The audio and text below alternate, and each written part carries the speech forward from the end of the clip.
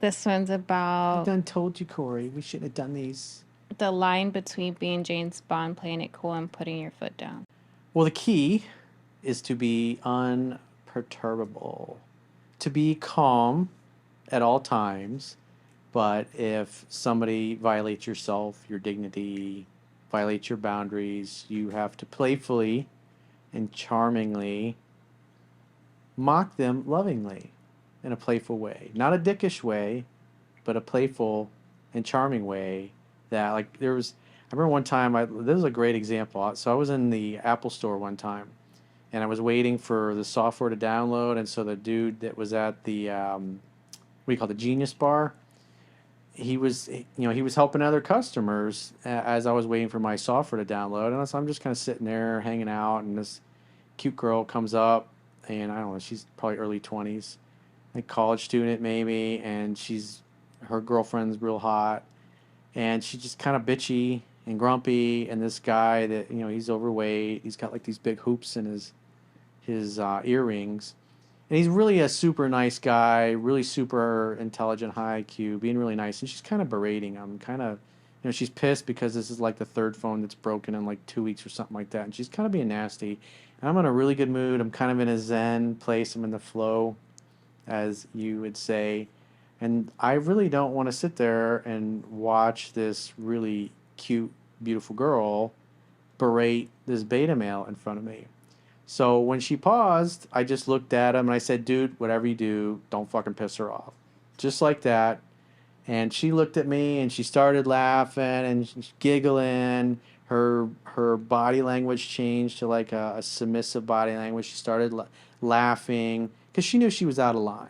She knew her behavior was inappropriate, but she was kind of bullying the guy a little bit. And I let her know in a playful but mocking way that she's kind of out of line. And so she started apologizing to the guy, and she was real nice and sweet, and changed the whole vibe. Everybody was laughing instead of watching this girl just abuse this dude. And somebody needed to do it. And so in that case, I set a healthy boundary because I didn't want to put up with a grumpy, cute girl. I wanted to see a cute, playful girl, and we had a nice conversation the rest of the time. And then he took her home. I did not take that one home. I'm an innocent child of God. He took that guy's girl. She wasn't his girl. Oh, so she was just. She was just a customer. It was pissed off about her phone, her third phone that had broken like in 2 weeks. But did you get her number? No. Sure. No. It's not. She wasn't that interested. But I changed the dynamic, and that's what a man can do. Is like we were talking about earlier before we started filming, is setting and enforcing healthy boundaries and bringing that masculinity, because they're chaos, as we were talking about. They can be very chaotic, but a strong, calm, masculine man in a playful way can cause the behavior to completely change. Because I could have been like, hey, you're being a fucking bitch. Don't talk to him that way.